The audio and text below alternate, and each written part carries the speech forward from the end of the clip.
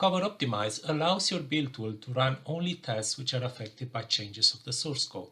For large projects, this means a reduction in test execution time by tens of minutes with every pull request. Therefore, Cover Optimize significantly cuts on the CI runtime, reducing the overall deployment time.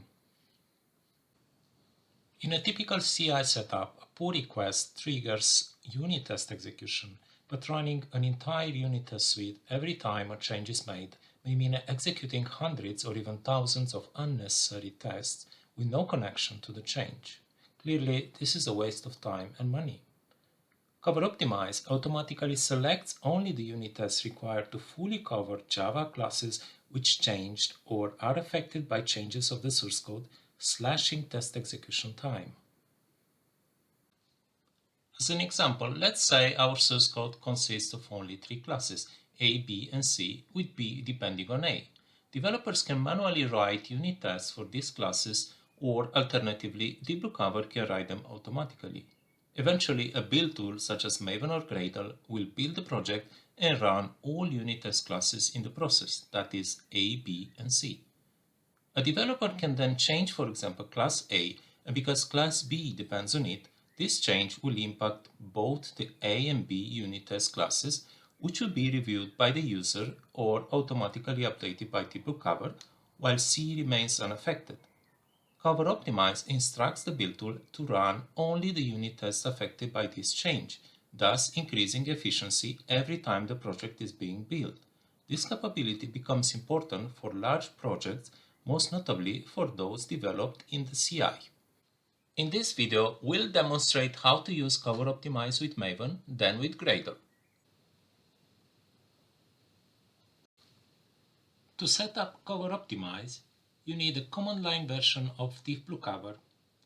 A project built with a modern build tool such as Maven or Gradle in order to easily manage the plugin and its properties, a Java development kit of version 8, 11 or 17, these are also the supported versions of Diffblue Cover, and the Git versioning system in order to be able to commit the codebase and record differences as development goes on.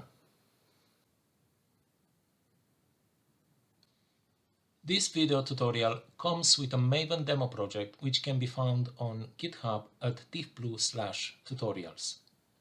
Clone the repository and open the Cover Optimize Maven project.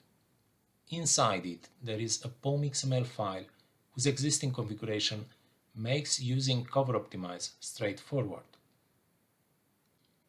To start using Cover Optimize with Maven, you need to prepare your POM.xml file.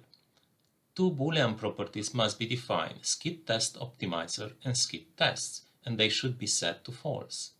If either of these 2 properties are set to true, Cover Optimize will be disabled. Next, we need to add the Diffblue public Maven repository. Now, in the plugins fragment, we will declare that we want to use the Cover Maven plugin, and then, important, its version must match the version of Diffblue Cover installed on your computer. The Maven Surefire plugin is responsible for running unit tests, and this is the place where we need to link a special property named com_diffblue selected tests. Its value is dynamically allocated by Cover Maven plugin. Finally, your POM.xml file must include a version of JUnit and optionally a version of Mockito. Here we have a simple project made of only 3 classes.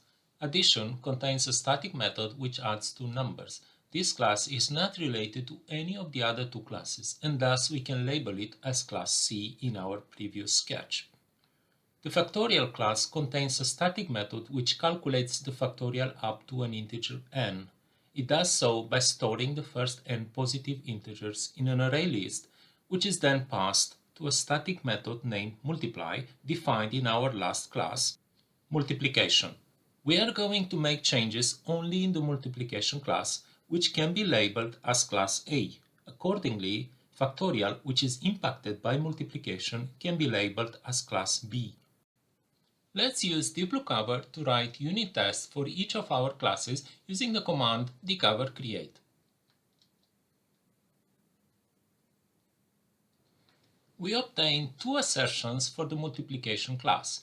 If an empty list is provided to the multiply method, it returns 1, and this is correctly following the method logic as defined by the user, although not intuitive in this case. The do_factorial method is tested by two assertions, each of them correctly covering a branch of the if-else statement. Because we use the Surefire plugin, we can run all unit tests using the command mvn test.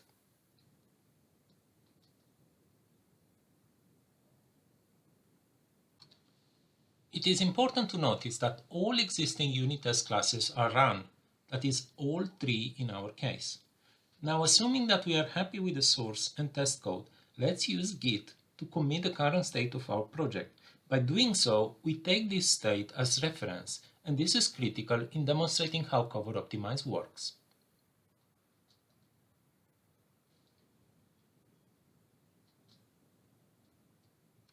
Now, let's change the multiply method in the multiplication class. The local variable prod has an initial value of 1, and this is what is returned by the method if we call it with an empty array list or with a single element which happens to be 1. Let's accidentally make it 0 such that the method will always return 0. This is a regression which can happen in real life. Because of this change, the do_factorial method from the factorial class cannot return correct values when called with a positive integer. We can therefore expect that our unit tests for the multiplication and factorial classes won't pass. But before using mvn test command again, let's save the change we have done to our project in a patch file. We do it by using the command git diff followed by a patch file.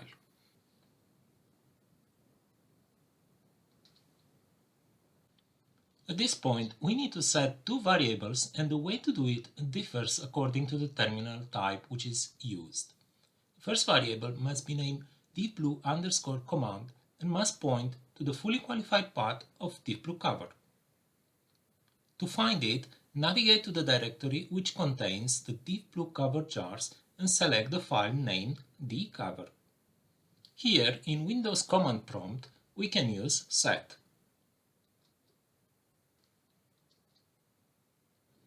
The second variable must be named Diffblue_patch and must point to the fully qualified path of changes patch which we just created.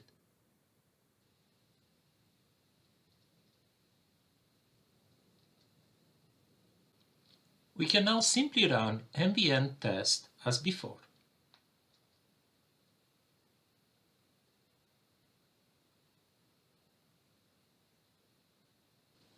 Scrolling through the output shown in the terminal, we can notice that the variable com_diffblue selected tests is set to multiplication diffblue test and factorial diffblue test. This means that Cover Optimize requires the Surefire plugin to run only these two test classes. Indeed, this is what happened. We see running factorial diffblue test and then running multiplication diffblue test. Of course, this test failed because the change that we introduced is not reflected in the tests. It is important to notice that the other test class, addition diffblue test, was not executed, and this proves the value of Cover Optimize.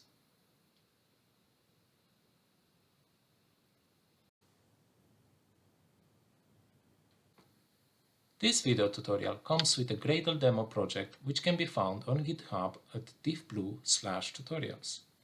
Clone the repository and open the Cover Optimize Gradle project. Inside it, there is a build.gradle file whose existing configuration makes using Cover Optimize straightforward. To start using Cover Optimize with Gradle, we need to prepare the build.gradle file. A build script closure needs to be added, and inside it there will be an URL to the Diffblue repository followed by a class path variable which is a plugin as dependency. Its version must be the version of Diffblue Cover on your system. You can obtain it by running dcover-version in a terminal. We then need to apply the plugin. The usual Maven central repository must be declared such that Gradle can fetch dependencies such as JUnit and Mockito. A test closure is required in order to run the unit tests, and then a property named skipTestOptimizer needs to be declared. This is false by default, and this means that Cover Optimize is enabled. Next comes the Optimize test task, which contains the required class path variable. This is responsible for calculating the runtime class path used to execute tests. There is also the update test filter task, which refers to the tests which need to be run after the user modifies the source code. Finally, we have two dependencies which are declared such that the execution order is correct. That is, first optimize test followed by update test filter and then test. Here we have a simple project made of only 3 classes. Addition contains a static method which adds 2 numbers. This class is not related to any of the other 2 classes, and thus we can label it as class C in our previous sketch. The factorial class contains a static method which calculates the factorial up to an integer n. It does so by storing the first n positive integers in an array list, which is then passed to a static method named multiply, defined in our last class, multiplication. We are going to make changes only in the multiplication class, which can then be labeled as class A. Accordingly, factorial, which is impacted by multiplication, can be labeled as class B. Let's use Diffblue Cover to write unit tests for each of our classes using the command dcover_create.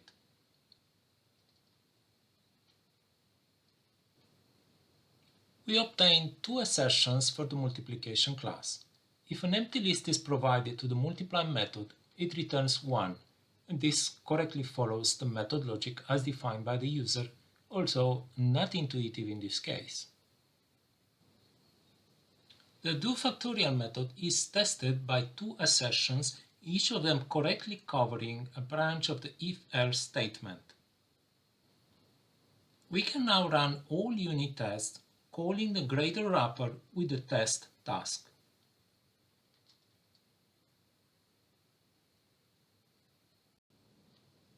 It is important to notice that all existing unit test classes are run, that is, all 3 in our case. Now, assuming that we are happy with the source and test code, let's use Git to commit the current state of the project. By doing so, we take this state as our reference, and this is critical in demonstrating how Cover Optimize works.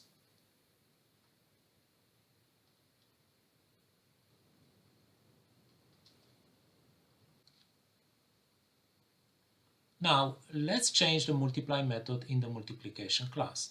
The local variable prod has an initial value of 1, and this is what is returned by the method if we call it with an empty array list or with a single element, which happens to be 1. Let's accidentally make it 0, such that the method will always return 0. This is a regression which can happen in real life. Because of this change, the do_factorial method from the factorial class cannot return correct values when called with a positive integer. We can therefore expect that our unit tests for the multiplication and factorial classes won't pass. But before using the Gradle wrapper test command again, let's save the changes we have done to our project in a patch file. We do it by using the command git diff followed by a patch file. At this point, we need to set 2 variables, and the way to do it differs according to the terminal type which is used. The first variable must be named Diffblue_command and must point to the fully qualified path to Diffblue Cover. To find it, navigate to the directory which contains the Diffblue Cover jars and select the file name dcover. Here, in Windows PowerShell, we can use new item, path, env, and value.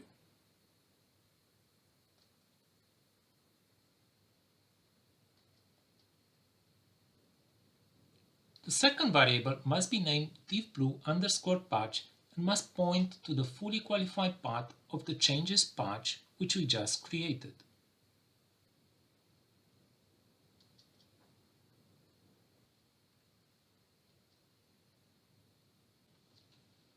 We can now simply run the test task as before.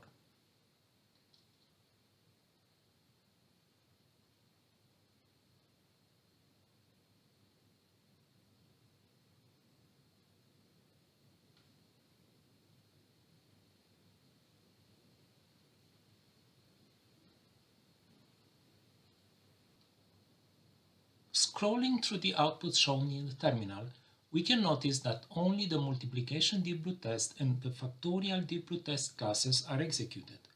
It is important to notice that the other test class addition Diffblue test was not executed, and this proves the value of Cover Optimize. This was a brief introduction to Cover Optimize. For more details, please visit diffblue.com.